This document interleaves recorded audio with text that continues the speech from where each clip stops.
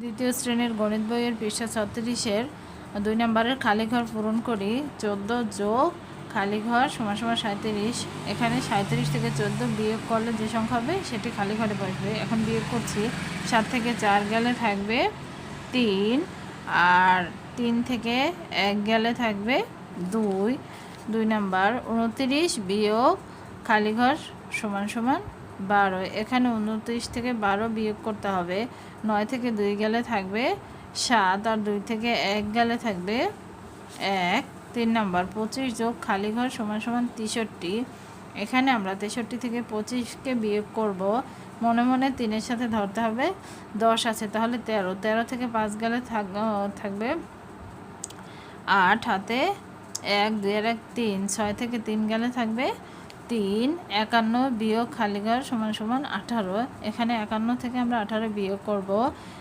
মনে মনে ধরতে হবে এখানে 10 আছে, তাহলে 11 থেকে 8 গেলে থাকবে 3, হাতে 1, 1 আর 1 2। 5 থেকে 2 গেলে থাকবে 3। এরপরে দেয়া আছে 48 খালি ঘর যোগ 15 সমান সমান 48। এক্ষেত্রে আমরা 48 থেকে 15কে বিয়োগ করব। 8 থেকে 5 গেলে থাকবে 3, আর 4 থেকে 1 গেলে থাকবে 3। এরপরে 6 নম্বর অঙ্ক খালি ঘর বিয়োগ 13 সমান সমান 43।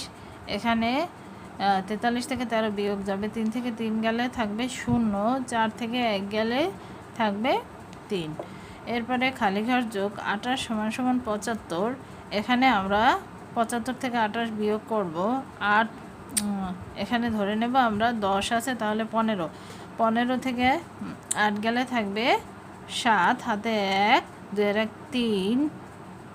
7 থেকে 3 গেলে থাকবে 4।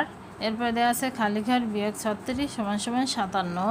এখানে 7 থেকে 6 গেলে থাকবে 1, 5 থেকে 3 গেলে থাকবে 2।